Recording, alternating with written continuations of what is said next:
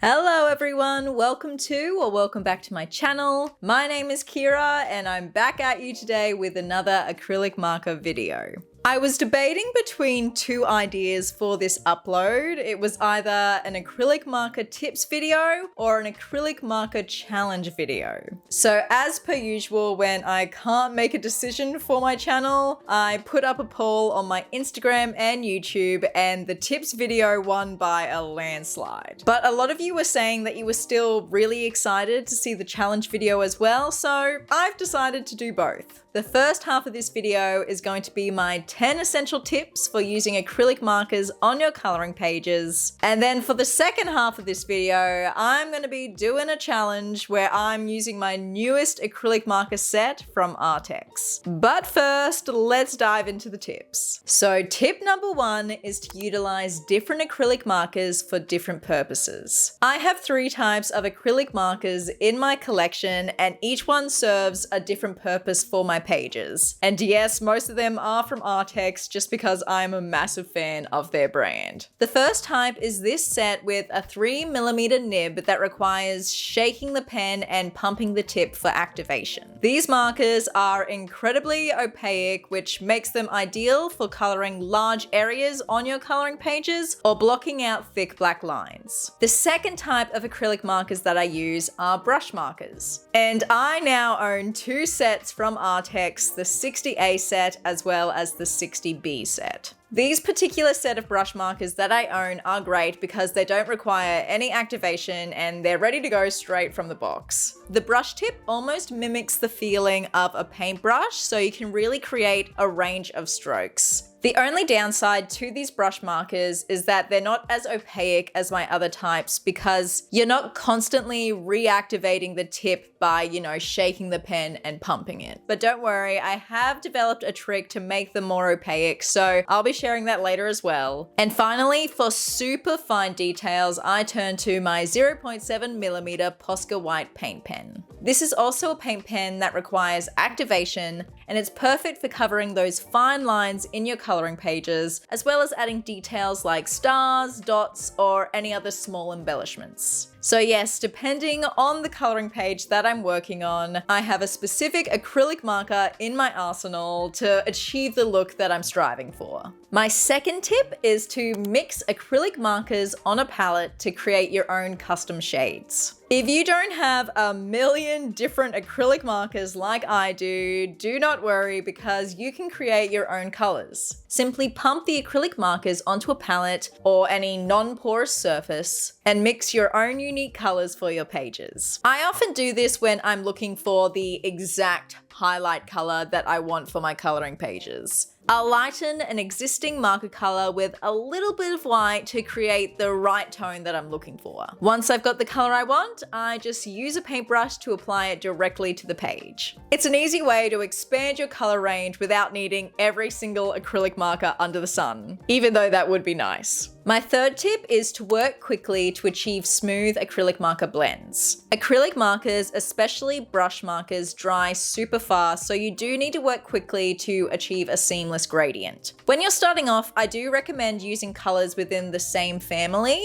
like different shades of blue or green, just to get comfortable with your blending abilities. If you find that your acrylic markers are drying too fast for your blending needs, you can use a slightly damp water brush to blend the colors further. This technique can help reactivate the paint on your page, especially when you're using water-based acrylic markers. My fourth tip is to dilute acrylic markers with a water brush to create transparent effects. I've talked about this technique a lot in my recent videos, and it's just something I'm really enjoying at the moment to create clouds or smoky effects on my pages. I typically either pump the paint onto a palette and then apply it with a water brush from there, or I just take the paint directly from the tip of the acrylic marker and then apply it to the page. I do usually prefer the second method because this minimizes cleanup and waste. As you can see, it's just a fun effect that helps add a tinsy bit of realism to your coloring pages. Tip number 5 is to use acrylic markers as a base to create some texture on your coloring pages. As most of you know, I am a massive fan of basing with alcohol markers. However, I can't do this all the time because I do own a lot of double-sided coloring books, and obviously I can't use alcohol markers in those because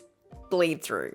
In those cases, I either turn to watercolors or acrylic markers as my base. Watercolors are great if you want to keep the tooth of the paper as intact as possible, but if you're after a bit of texture and more vibrancy on your pages, acrylic markers are a fantastic option to consider. I did a little demo here in my sketchbook. I just did a little acrylic marker doodle, and as you can see, the acrylic markers create a rougher base for your pencils to lay on. I know this look won't appeal to everyone, but it's a fun technique to experiment with every now and again if you want a more rustic and less polished look. I find it particularly effective for backgrounds like I did for this circular design in Small Victories by Johanna Basford. The acrylic marker base gives the background a distressed, almost vintage kind of look. And then adding white acrylic highlights on top kind of enhances this weathered vibe. It's a technique that I just like experimenting with now and again to add a bit more character and interest to my coloring pages. Tip number 6 is to create a clean slate with a white acrylic marker base. This is the technique that I specifically use for my brush acrylic markers just to create a little bit more opacity. With pale acrylic marker colors, it's common to still see the line work underneath even after applying multiple layers. To tackle this, I start by creating a white acrylic marker base, and then once it dries, I layer my desired color over the top. This method is especially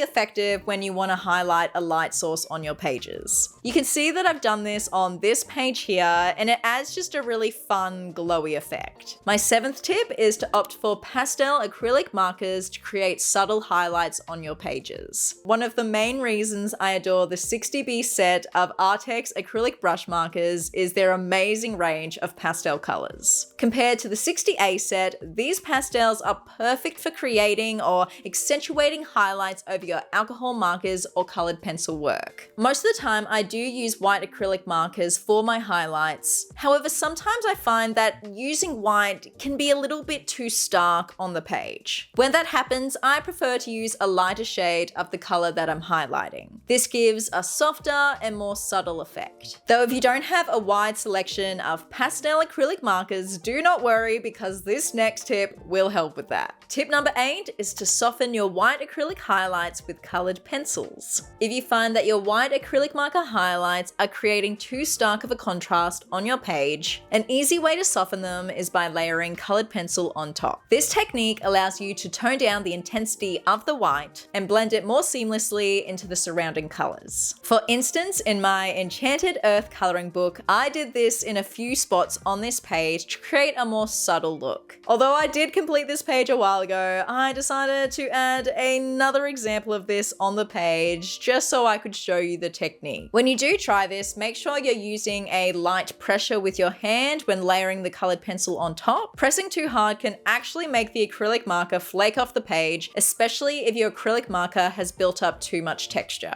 This approach also works particularly well with softer colors as it helps blend them into the surroundings. And speaking of the acrylic flaking off, that brings me to tip number 9. Scratch off any acrylic marker mistakes with your fingernail or toothpick. We all make mistakes from time to time, and I often add a little too much acrylic marker details because I'm just such a fan of those little embellishments. So if you find yourself needing to remove acrylic marker from your page due to a little overzealousness or an accidental mishap, just grab a toothpick or even your fingernail and gently scratch off the acrylic marker once it's dried. This technique works especially well if you have a colored pencil base on your page. The waxy layer of the pencil really makes it so much easier to take off the acrylic marker. And tip number 10 is a little bit of a boring one, but it is super important, and that is storing your acrylic markers horizontally for consistent ink flow. When you store your acrylic markers this way, the ink flows more evenly and just will ensure a more smooth application on your pages. If you store them upright, the ink can settle at one end, which can lead to an inconsistent performance of your markers. Plus, keeping them flat helps prevent the nib from drying out. You'll reduce the risk of clogs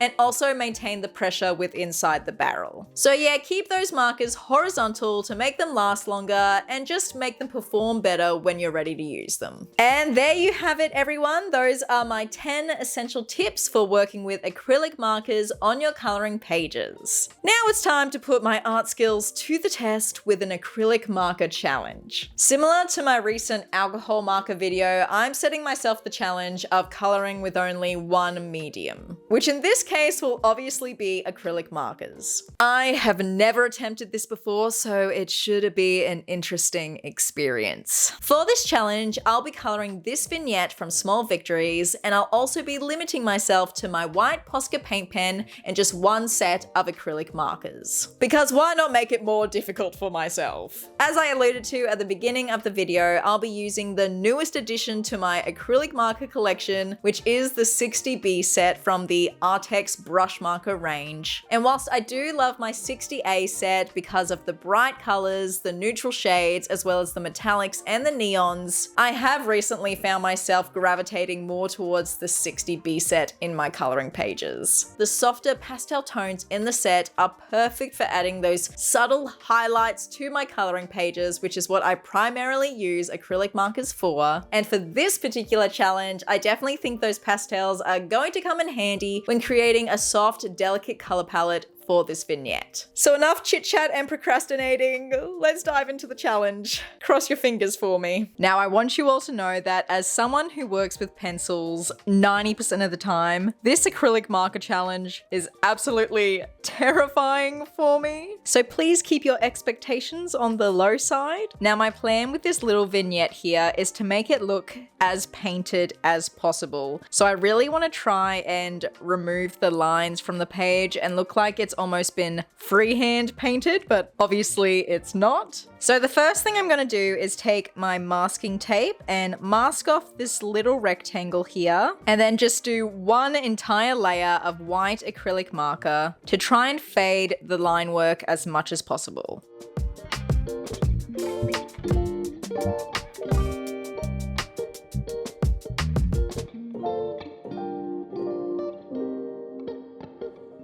So I ended up doing 2 layers of white acrylic paint pen just to really help diminish that line work. I think my plan is the background is going to be black because that will obviously hide the line work even more. But I feel like since that is such a dark color, I'm going to leave that to the end and I can use that to fix up any mistakes if I go outside the lines. Oh, I really have no idea how to tackle this. I think I'm going to start with the leaves because that feels the most approachable for me. Let's give that a shot. I didn't show this on camera because I thought it might get a bit too repetitive, but I applied at least 2 layers of the base color for each element on this page. This just helped eliminate any visible streaks that were left over from the acrylic markers. And as I've mentioned a gazillion times already, since this challenge was pretty intimidating for me, I decided not to focus on blending with the acrylic markers. Instead, I embraced the messy, painterly look, layering lots of bold strokes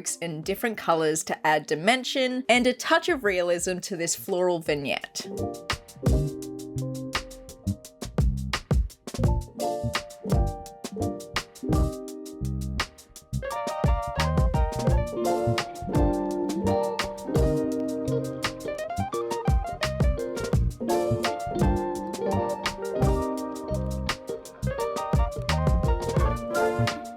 Okay, so that's the leaf portion done. I feel like it looks all right. I don't know, this is just so different to working with pencils that my brain can't comprehend what I'm seeing. The smaller flowers in the background here feel the next least intimidating. Think I might go with blue for those flowers. Actually, I might do 2 different shades of blue for the background flowers. For the light blue flowers, even after applying 2 layers of the acrylic marker, the line work was still slightly visible. If I I wanted to fully erase these lines, I could have used the technique I showed in tip number 6 to outline the light work with a white Posca and then go over it with the blue. However, I chose to keep the line work slightly visible because I felt it helped add shape and definition to the flowers. In the future, I might experiment with using white gouache as a base layer, as I think it would do a better job of concealing the line work. But of course, for this challenge, I was stuck with using acrylic markers only. When it came to shading the flowers, I used a slightly darker shade than the base color and added a series of lines to mimic the natural markings of real flowers. I concentrated most of the shading toward the center to emphasize the rounded shape of the petals, and I also looked at some acrylic flower paintings on Pinterest for inspiration, and this just gave me a lot of visual guidance on how to approach shading with acrylic markers.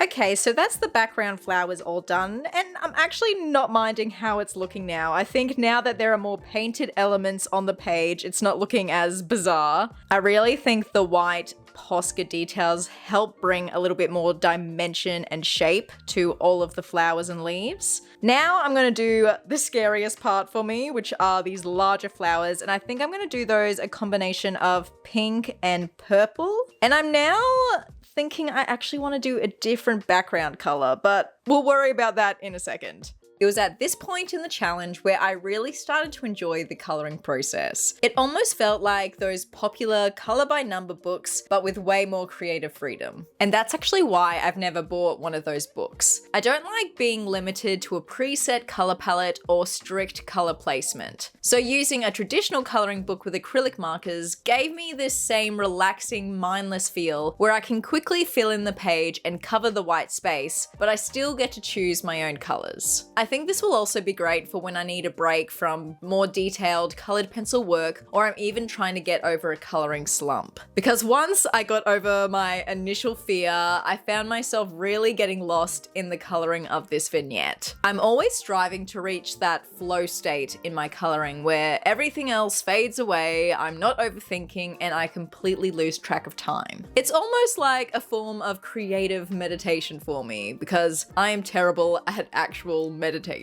So yeah, I definitely see myself doing this more in the future and maybe even experimenting with some different acrylic marker blending techniques as well. For now though, I think I'll stick to doing this with floral coloring pages. With my current skill set, it just feels a bit challenging to pull off any other subject matter in this acrylic style. But hey, never say never, perhaps that could be my next challenge video with acrylic markers.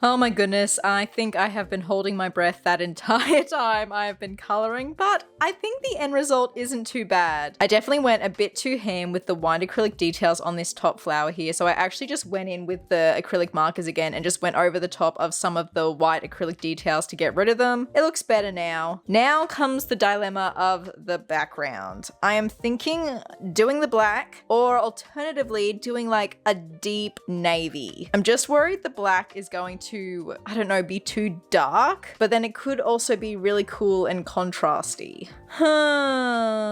This is one of those moments where I wish I could have your opinion right now, and I wish you could talk to me in real life and tell me what to do. Maybe I should do the navy, and then if I don't like it, then I can go over top with the black. That sounds like a plan. Let's do that.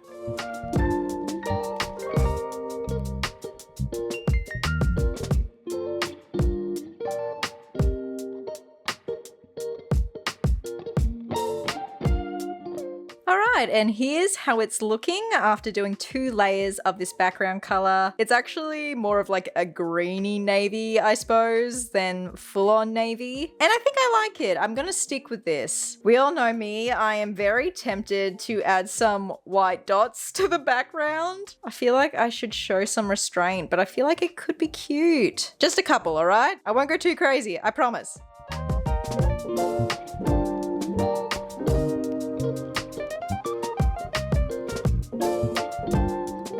Okay, I think that looks way better. Don't you? Actually, don't tell me if it doesn't. I don't want to know. All right, now comes the moment of truth where we peel off the tape. Hopefully it did not stick too hard onto the paper. I'm actually going to try something that one of my subscribers commented on my pastel video, where if you actually pull the tape downwards, it's less likely to rip the paper. So, I mean, I'm pretty sure she said that. Or did she say upwards? No, surely it's downwards. Let's hope I'm remembering right.